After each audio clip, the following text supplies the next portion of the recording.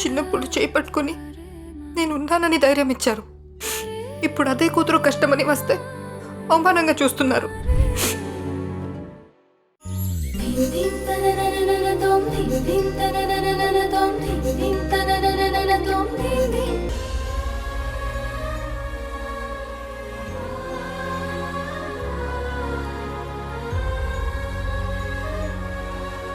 లోకం కళ్ళకి నేను అత్తనే కావచ్చు ధ్రువ, కానీ నా మనసుకి తెలుసు దాన్ని నేను ఒక బిడ్డలాగే చూసుకున్నాను.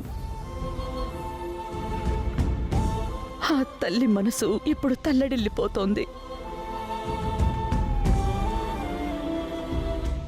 అమ్మా, మీ అందరూ నాకు అవసరం అన్నప్పుడు నా పక్కనే నిలబడ్డారమ్మా. కానీ నేను నీకు వసుంధరకి నిజంగా అవసరమైనప్పుడు ఇలా చూస్తూ బాధపడ్డం తప్ప ఏమీ చేయలేకపోతున్నానమ్మా. ఇదంతా నా వల్లేనమ్మా. తెలిసి తెలియని వయసులో ఎంజాయ్మెంట్ అనే పేరుతో చేసిన తప్పులకి ఇప్పుడు భగవంతుడు శిక్ష వేశాడు. కానీ అది నా వరకే వేస్తే ఎలాగోలా భరించేవాణ్ణి. కానీ ఆ శిక్ష మీ ఇద్దరికి వేస్తున్నాడు.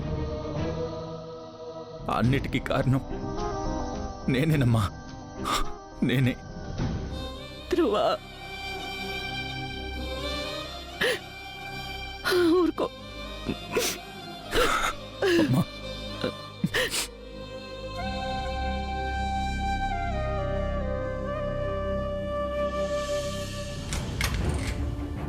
రండి మేడం,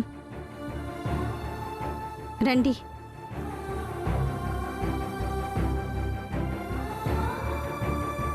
మీరు ఉండాల్సింది ఈ రూమ్లోనే మేడం.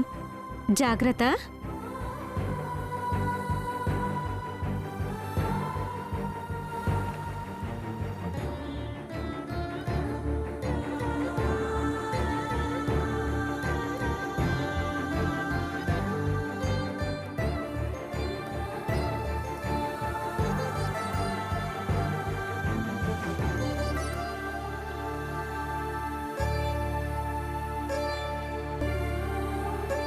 క్షమించండి ధ్రువ సార్, మిమ్మల్ని చాలా బాధ పెట్టాను.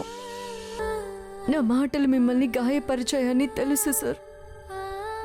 ఈ గాయం మీ మనసుని కోసేస్తుందని తెలుసు. నేను మీ గాయానికి మందు నవ్వలేకపోవచ్చు, కానీ మీ సమస్యకి మాత్రం పరిష్కారం చూపించాలనే ఇలా చేశాను. నాకొకటి అర్థమైంది ధ్రువ సార్, మనం కొన్నిసార్లు ఎంత చేసినా, ఎన్ని చేసినా కొన్ని అసంపూర్ణంగానే ఉంటాయి. అది అవ్వడానికి కొంచెమైనా అదృష్టం కావాలి. నాలాంటి దురదృష్టవంతురాల్ని ప్రేమించి నాతో పాటు మీరు కూడా ఆ బాధను అనుభవిస్తున్నారు. నా మీద కోపంగా ఉందా సార్? నీ మీద నాకు ఏ కోపం లేదు వసు. నన్ను అర్థం చేసుకోవడం లేదు అనే బాధ తప్ప. ఏదైనా ఉంటే కూర్చుని మాట్లాడుకునే అవకాశం నాకెందుకు ఇవ్వలేకపోతున్నావు? నీతో ఒక అందమైన జీవితాన్ని ఊహించుకున్నాను. నీతో రోజంతా పోట్లాడి, ఎంత కోపం వచ్చినా కాసేపు మాట్లాడి, ఒకరినొకరం అర్థం చేసుకుని ప్రేమగా దగ్గరికి తీసుకుని నిద్రపోవాలి అనుకున్నాను.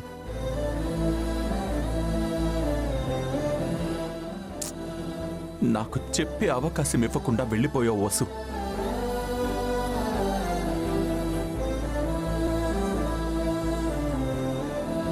గొడవ జరుగుతున్నప్పుడు నాతో పడుకోవడం కావాలి, అంతే కదా? దానికోసమే కదా ఎన్ని డ్రామాలు అనడం గుర్తొస్తుంది. నీతో పడుకుంటే తీరిపోయే మోజు మాత్రమే నాకు నీ మీద ఉంది అని కనపడిందా వసు? నాకు నీ మీద ఉన్న ప్రేమ కనపడలేదా? లేదా నేనే నీకు ఆ ధైర్యం, నమ్మకం ఇవ్వలేదా?